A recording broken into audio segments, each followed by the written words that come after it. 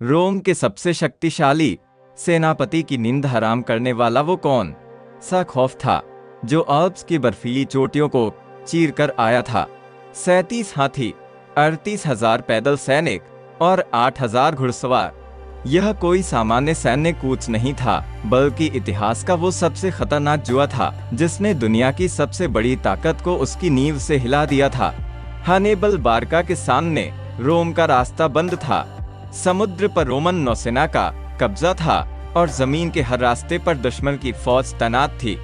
उसके पास दो ही विकल्प थे, या तो वह रोम के आगे घुटने टेक दे या फिर उस रास्ते को चुन ले जिसे दुनिया असंभव मानती थी।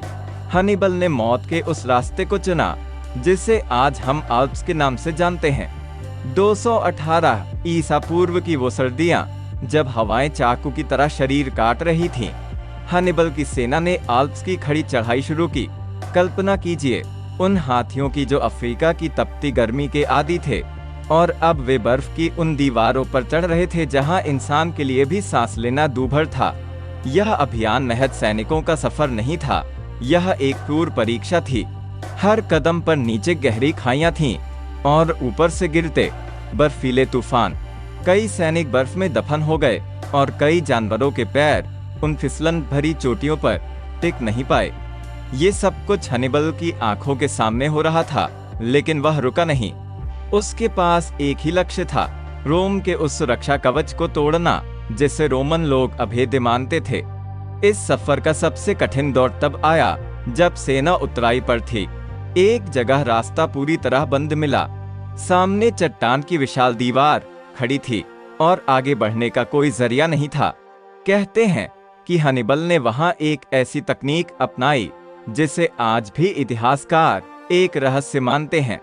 उन्होंने विशाल आग जलाकर चट्टानों को तब तक तपाया जब तक वे लाल नहीं हो गईं और फिर उन पर सिरका यानी विनेगर डाला। अचानक तापमान के इस भीषण बदलाव से चट्टानें कांच की तरह भुरभुरी होकर टूट गईं। यह तकनीक थी या कोई चमत्कार, यह बहस का विषय हो सकता है, लेकिन हन्निबल ने उस असंभव रास्ते को एक सैन्य मार्ग में बदल दिया। जब हन्निबल की सेना इटली की धरती पर उतरी तो वह पहले जैसी नहीं थी।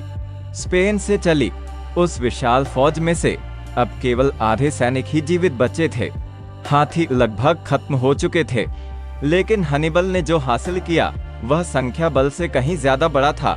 उसने रोम के लोगों के मन में वह डर पैदा कर दिया था जो कभी किसी दुश्मन ने नहीं किया था। रोम के लोग जो ये मानते थे कि आल्प्स उनके लिए एक प्राकृतिक सुरक्षा दीवार है, वे यह देखकर कांप गए कि एक व्यक्ति उस दीवार को लांघकर उनके घर के दरवाजे पर खड़ा है। हन्निबल ने आल्प्स को हरा दिया था, लेकिन क्या उसने युद्ध जीता था? उसने रोम को उसकी सरहद पर चुनौती दी, कई बड़ी जंगें जीती, लेकिन अंततः वह रोम को पूरी तरह मिटा नहीं पाया।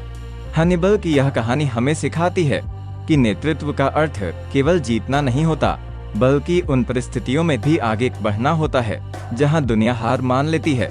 उसने सब कुछ दांव पर लगा दिया था। वह जीत के बहुत करीब था, लेकिन इतिहास ने उसके लिए कुछ और ही लिखा था। एक रणनीतिकार के रूप में उसने इतिहास में अपना नाम अमर कर लिया, लेकिन एक सेनापति के रूप में वह उस बर्फीले नरक से बहुत कुछ खोकर लौटा था। आल्प्स पार करने का उसका फैसला एक मास्टर स्ट्रोक था या उसकी सबसे बड़ी गलती? इसका उत्तर इस बात पर निर्भर करता है कि आप किसे देखते हैं। उसने इतिहास की धारा मोड़ दी, लेकिन अपनी ही जीत की नींव को उसने उसी बर्फीली चढ़ाई पर जोखिम में डाल दिया था।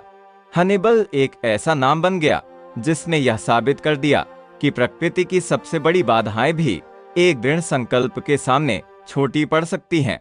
लेकिन आज भी सवाल वही है, अगर हन्निबल ने आल्प्स का वो रास्ता ना चुना होता तो क्या आज हम रोम के उस इतिहास को जानते जो उसने अपनी हार और जीत से रचा था?